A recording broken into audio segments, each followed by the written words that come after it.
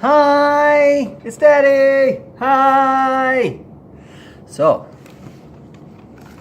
for today, let me first do for Ollie. Hi, buddy. You ready for your high five? Yeah? All right. I'm gonna get a big one. Here you go. All right, here we go. High five! Thanks, buddy. That was a great high five. And then here's for Queenie's nuzzle. Nuzzle. Nuzzle, nuzzle, nuzzle, nuzzle, nuzzle. So, for today's stories, I'm gonna do a double feature. So get this. And Quinny, you're gonna be super excited. You ready? You ready for what books we're gonna read? Because I got a surprise. It's gonna be 2 princess books! Woo-hoo! 2 princess books! 1 princess book, Cinderella. 2 princess book, Beauty and the Beast. 2 princess books! Woo-hoo! The crowd goes wild! All right. Let's see. Which one are we gonna do first? Do you want to do Beauty and the Beast or Cinderella? Beauty and the Beast? Cinderella. Yeah, let's do Beauty and the Beast first. All right. Beauty and the Beast. The Beast. Can you guys roar like a beast? Now you guys snarl your face up. Beast face. Are you ready? On 3. 1, 2, 3.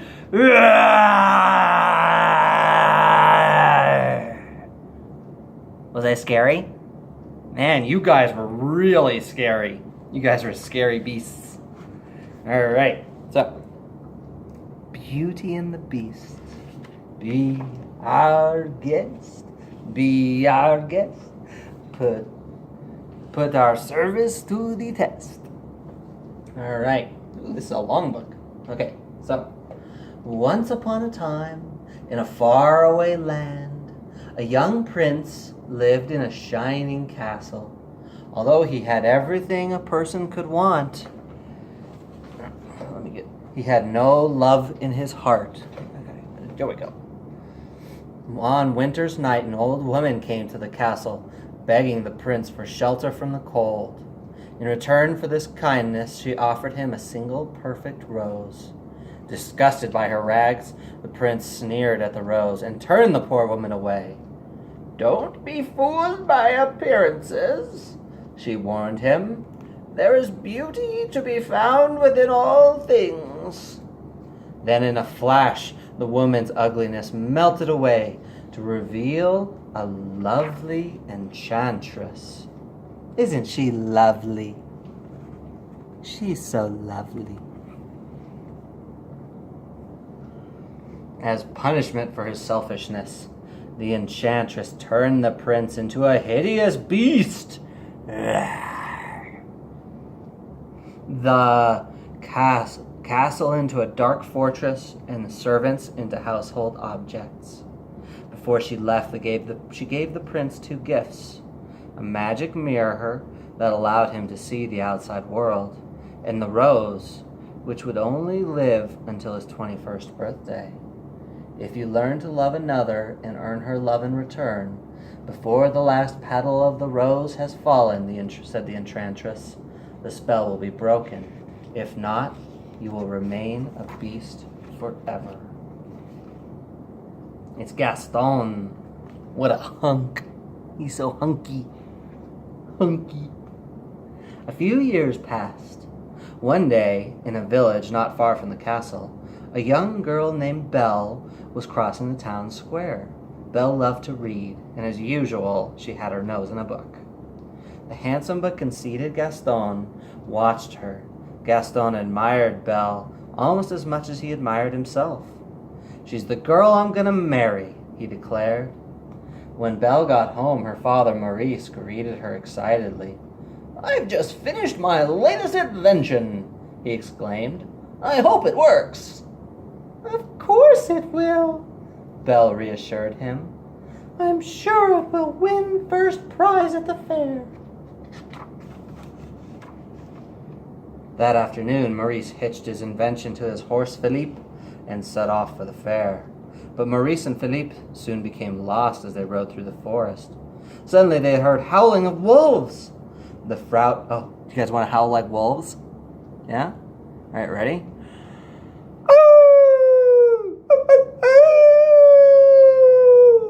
Ooh, that's some scary howling. The frightened horse, neigh, neigh, reared up in alarm, sending poor Maurice flying through the air. Maurice got up quickly, and he ran down a hillside where the wolves snapping at his heels. He saw an iron gate, slipped through it, and slammed it shut just in time. He followed a path until he came to a dark, foreboding castle. When no one answered his knock, Maurice opened the creaking door to let himself in. That's quite rude of him. No sooner was he inside than a strange thing happened. A candlestick bowed and began talking to him. "Welcome, my good man," said the candlestick. Then a clock stepped out of the shadows and scolded the candlestick. "Lumiere, you know our master said not to let anybody in." "Oh, but he's here, Cogsworth," said Mrs.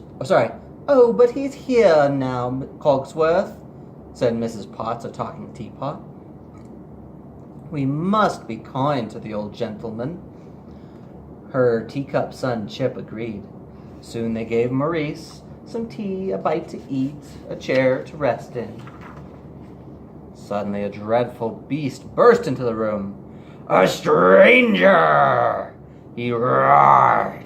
Look at that beast. Is he scary? Ooh, scary. "What are you doing here?" I just needed a place to stay," said Maurice timidly.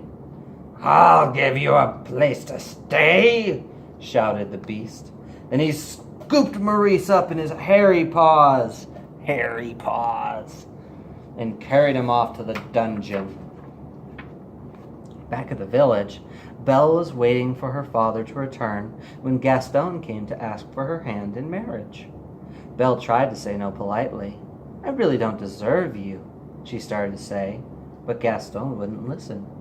He had backed her up against the door. When Belle reached for the doorknob, she opened the door and sent him sprawling the steps into a giant puddle. Aww, poor Gaston. He just wanted to be in love. Well, anyways. Later, Belle heard Philippe whinnying outside her window. "Where's father?" she said to the horse. "Did something happen to him?" Belle threw on a cloak and leapt on Philippe's back. "Take me to Papa! Papa!" she commanded. Philippe sped through the forest until she came to the dark, uninviting castle. Belle saw her father's hat lying just inside the gate. She tied Philippe to a post and followed the path up to the castle. "Papa, are you here?" cried Belle. She slowly pushed open the door of the castle and stepped inside. Lumiere, Cogsworth, Mrs. Potts, and Chip quietly followed Belle through the halls. "Isn't she lovely?" whispered Mrs. Potts. "Perhaps she's the one who will break the spell." Finally, Belle found her poor father locked away in a lonely cell. She was reaching out to touch his hand when a beast suddenly appeared. Trembling with fright, Belle asked the beast to let her father go. "He's an old man," she begged. "Take me instead." "Very well," said the beast, "but you must promise to stay here forever." "You have my word," replied Belle. Then before Belle could say a proper goodbye, the beast dragged Maurice away and sent him home in an enchanted coach.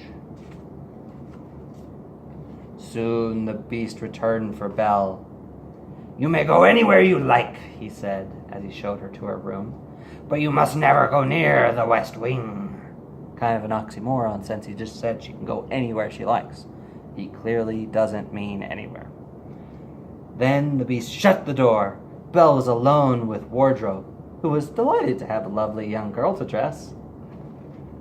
Meanwhile, Maurice raced to the village tavern to get help. A hideous beast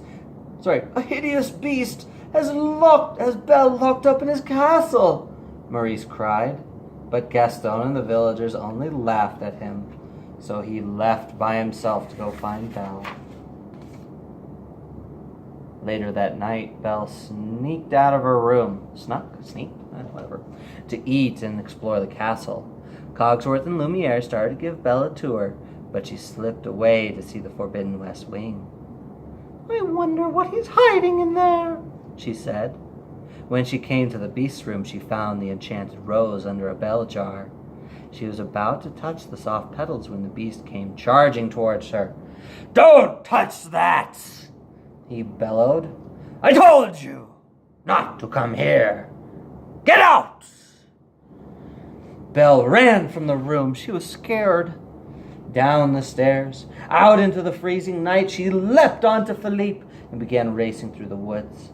She would not stay at the castle with the horrible beast, no matter what she had promised. Suddenly, a pack of prowling wolves crept out of the darkness. Their yellow eyes flashed in the night. Philippe reared up in fear, and Belle tumbled to the ground. But before the fierce creatures could pounce on her, the beast came to Belle's rescue. The wolves attacked the beast with their sharp teeth and claws, but he fought them off. "I can't just leave him here," she said softly. "Help me get him back, Philippe." Together, Belle and the horse brought the beast back to the castle. Tenderly, Belle cleaned and bandaged the beast's wounds. "By the way," she said, "thank you for saving my life." Belle smiled at the beast for the first time. Shyly, he smiled back. Belle mounted Philippe and was about to make her escape when she saw the injured beast stagger and fall. In the days that followed, the beast took Belle for walks in the garden. He showed her his library. In return, Belle began to teach him how to behave like a gentleman. Slowly, Belle and the beast were becoming friends. One night after dinner, the beast bashfully led Belle to the ballroom. It wasn't long before they were waltzing gracefully across the dance floor. Aww. "Are you happy here?" the beast asked. "Yes," said Belle. "If only I could see Papa." "There is a way," said the beast, handing her the magic mirror. Belle gasped at the sight of her father sick and lost in the forest. "You must go to him," said the beast sadly. "Take the mirror with you." Belle found her father, and with the help of Philippe, she got him home to bed. Soon Maurice was well again. Not long after, a strange man came to the door. Gaston and the villagers were with him. "Gaston tells me that Maurice has been raving about a beast," the man told Belle. "I have come to take your father away to the asylum." "Never," replied Belle. "I will prove to you that my father's not crazy." She held up the magic mirror, because that doesn't sound like crazy, and show that everyone could see the beast. The villagers cried out in fright when they saw the beast in the mirror. "That beast is dangerous," Gaston shouted. "I say we go to the castle and get rid of him before he harms anyone." Reasonable. Belle tried to stop them, but it was no use. Soon the angry crowd was storming the beast's castle. As Gaston ran upstairs searching for the beast, the villagers broke into the dining hall. The beast's loyal servants were ready and waiting to attack. The villagers were no match for the pitchers and clocks and footstools and brushes.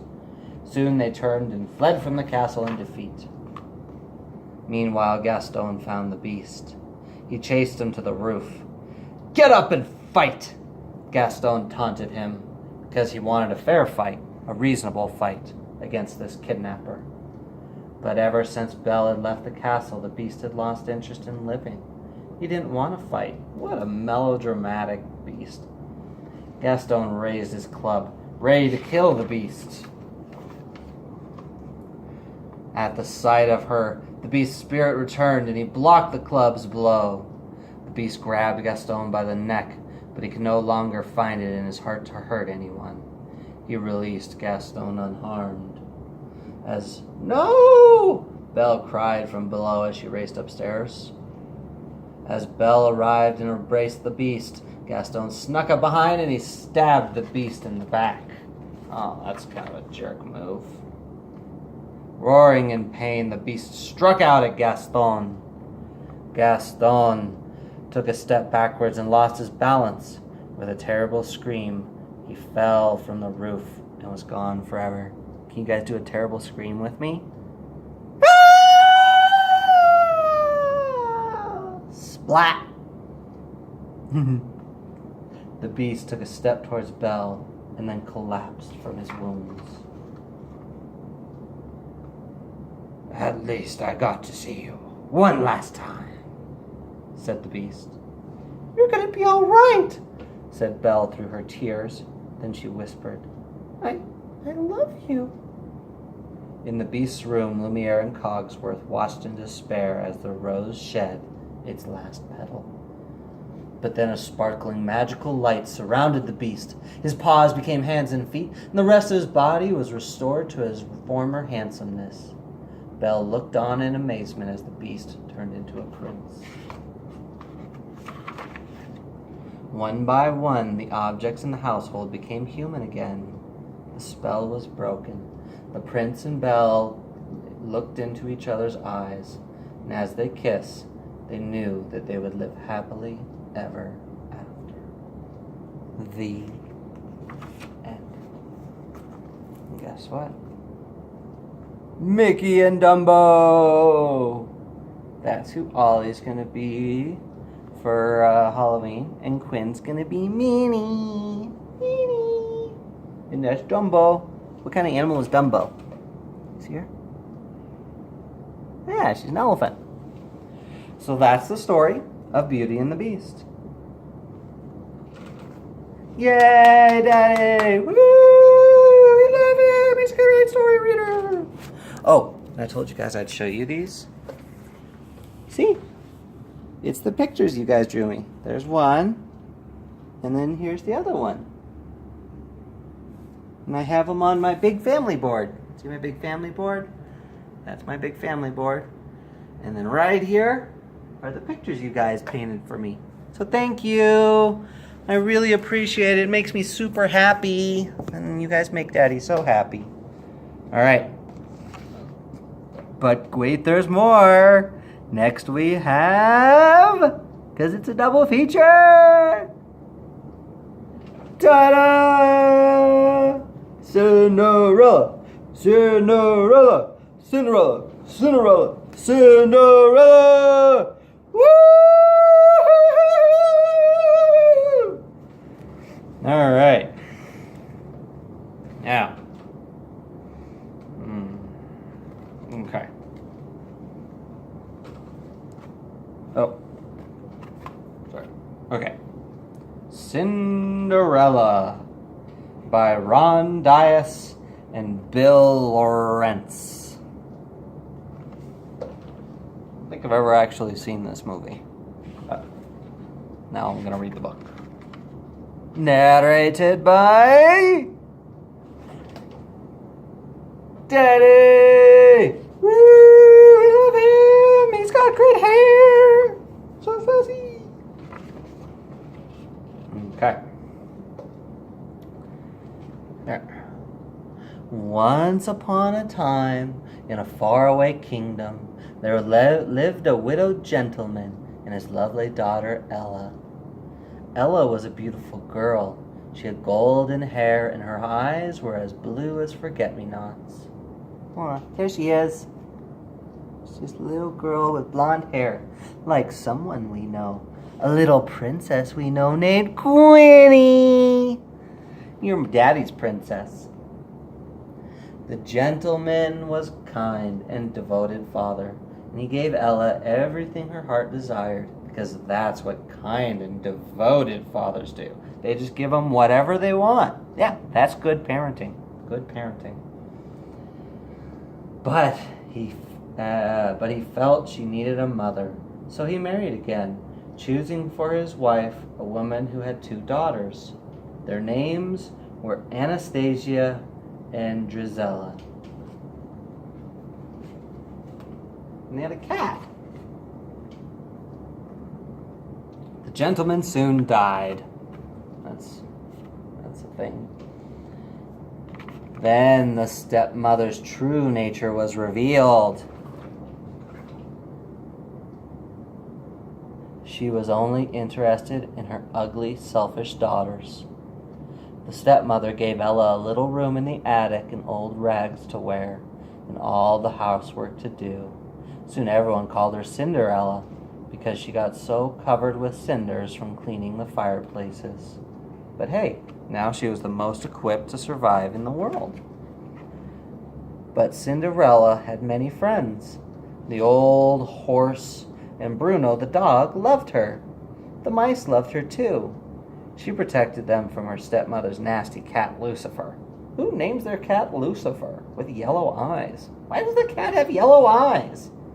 That's a weird movie or book or whatever. 2 of her favorite mice were Gus and Jacques. Gus and Jacques. I bet that's Gus. He's chubby.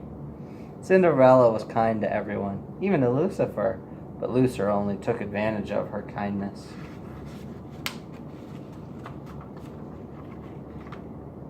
Lucifer liked to get Cinderella in trouble. One morning he chased Gus into Anastasia's breakfast tray. She screamed and blamed Cinderella. "As punishment," the stepmother said to Cinderella, "you will wash the windows, scrub the terrace, sweep the halls, and don't forget the laundry." That's a normal day. I approve of these chores. Giving people chores does not make you a bad parent. In another part of the kingdom, the king was worrying about his son.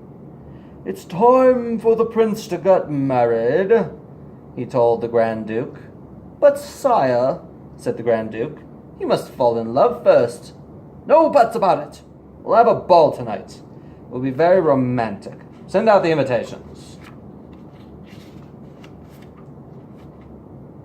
When the invitation arrived, Cinderella's stepmother announced, "Every girl in the kingdom is invited to a ball in honor of the prince." "Why, that means I can go too," Cinderella said. "Well, yes," said the stepmother, replied with a sly smile, "but only if you get all your work done, and only if you have something suitable to wear." Both reasonable requests. Cinderella had hoped to fix her party dress, but Anastasia and Drizella wanted her to help them instead. The stepmother kept her busy too. Cinderella worked hard all day long, and when she finally came back to her little attic room, it was almost time for her to leave for the ball, and her dress wasn't ready. But the loyal mice had managed to find ribbons, sashes, ruffles, and bows. The mice had sewn them to her party dress, and it looked beautiful. The stepsisters shrieked when they saw Cinderella. "Those are my ribbons! That's my sash!" They tore her dress to shreds. And they were theirs. She stole them. She seems like a kind of like a sociopath. Jesus. Won't do her chores, and she steals. I am not envious. "Come along now, girls," said the stepmother. Cinderella ran to the garden, and she wept and wept. Well, at least she has emotions. That's good to tell. Suddenly, a hush fell over the garden, and a cloud of lights began to twinkle and glow around Cinderella's head. "Come on, dry those tears," said a gentle voice. Then a small woman appeared in the cloud. "You can't go to the ball like that." "Now, where's my magic wand?" Magic wand? Gasped Cinderella. Are you my fairy godmother? The woman replied, pulling her magic wand out of thin air. What we need is a pumpkin. Clouds of sparkles floated across the garden. A pumpkin rose up and swelled into an elegant coach. The mice turned into horses, and the old horse became a coachman. Why didn't they just keep the horse and turn the mice into coachmen? Never mind. Women. And Bruno became a footman. Now off you go, dearie, said the woman. But my dress, said Cinderella. The fairy godmother looked at it. Good heavens! With a wave of her wand, she turned Cinderella's rags into an exquisite gown. On Cinderella's feet were tiny glass slippers. Now remember, the fairy godmother said, you must leave the ball at midnight. That's when the spell will be broken, and all will be as it was before. Cinderella promised. Then she stepped into the magical coach and was swept away to the palace. When Cinderella arrived at the ball, the prince was yawning with boredom. Then he caught sight of her. Ignoring everything around him, the prince walked over to her. He kissed Cinderella's hand and asked her to dance. They swirled off across the dance floor. The prince never left Cinderella's side. They danced every dance together. As everyone watched them from the lights dimmed and the sweet music floated out into the night. Then Cinderella heard the clock begin to chime. Oh no, she gasped. It's midnight, I must go. Wait, come back, said the prince. I'm horny. Cinderella hurried down the palace steps. In her haste, she lost one of her glass slippers. Who would use glass slippers? That sounds incredibly breakable and dangerous. Yeah, let's put glass all around our foot and then go dancing on it. But she had no time to pick it up. She leapt into the waiting coach, and as soon as the coach went through the gates, the magic spell broke. Cinderella found herself standing by the side of the road, dressed in her old rags. On one foot she still wore the other glass slipper. Her coachman was an old horse again, and her footman was Bruno the dog. Her coach was an old hollow pumpkin, and her horses were 4 of her mouse friends. They looked sadly at Cinderella. They all hurried home. They had to be back before the others returned from the ball. The next day, the stepmother told the girls that the Grand Duke was coming to see them. He's searching the kingdom for young ladies whose foot fits the slipper. Whoever she is, she will marry the prince. You know, if Mommy was Cinderella, everyone's feet would fit in the shoe. Literally everyone's. Probably mine. Cinderella smiled and hummed at the very waltz that had been played at the ball. Her mother became suspicious. She locked Cinderella in the room. Gus and Jacques had a plan to help Cinderella. While Anastasia and Drizia tried to squeeze their big feet, women with big feet, oh my gosh, into the little glass slipper, the 2 mice snuck into the stepmother's pocket. They got a hold of the key and tugged it up the stairs, unlocked the door, and Cinderella rushed downstairs to try on the glass slipper. Your Grace, she said, may I try on your slipper? The wicked stepmother fumed with anger. She tripped the page who was holding the glass slipper, and it fell to the floor and broke into 1,000 pieces, which is what a glass slipper would do when danced upon. Don't worry, Cinderella said, reaching into her pocket. I have the other one right here. She put the slipper on, and it fit perfectly. Huh. From that moment on, everything was a dream come true. Cinderella went off into the palace with the happy Grand Duke. The prince was overjoyed to see her, and so was the king. Cinderella and the prince were soon married. In her happiness, Cinderella didn't forget about her animal friends. They all moved to the castle. Everyone in the kingdom was delighted with the prince's new bride. Cinderella and the prince lived happily ever after. The end. Yay! Woo! Double feature! We had Beauty and the Beast, and we had Cinderella. Woohoo! And the moral of Cinderella is proper parenting leads to rebellion, and rebellion leads to happiness. And also, women with big feet are evil. So, keep that in mind. So, hi, I love you, and guess what? Wank. And then the other side. Huh? A wank. And then both sides. Blink. Alright, so I love you guys. As you can see the board. Oh, do you guys want to do the thing where you find people and whatnot on the board? Yeah? Sure! Let's do it! Woo! Alright. Here we go.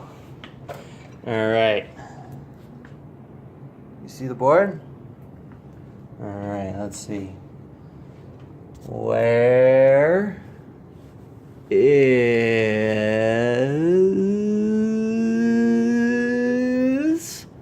Okay, I got it. Alright. Ready? Where is a flower?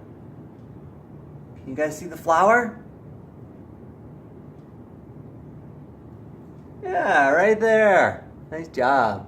Alright, now, where is a gorilla?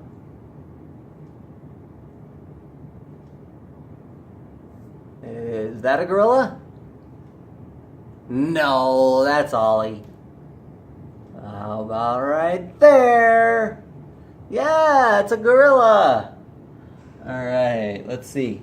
How about... Ooh, I got a good one. Alright, here we go. Where is Yoshi?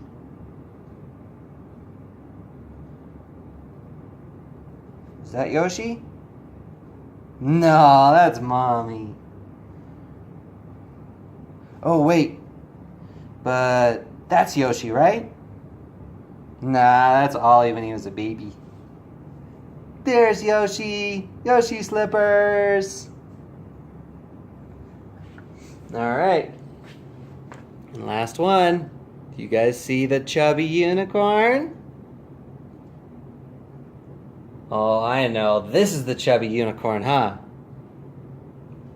No, that's Max. Oh, wait. I see the chubby unicorn. Right there. No, that's Queenie.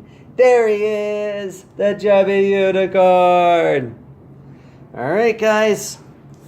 I love you. I love you so much.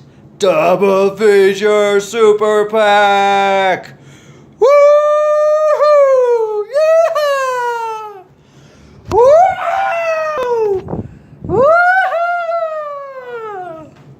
So, I love you guys. And let's see. To Mommy, I love you so much, sweetheart. You're my angel. You're my everything.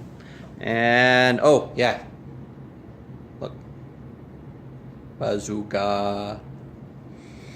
So, see how much my board is. Filling up the wall there.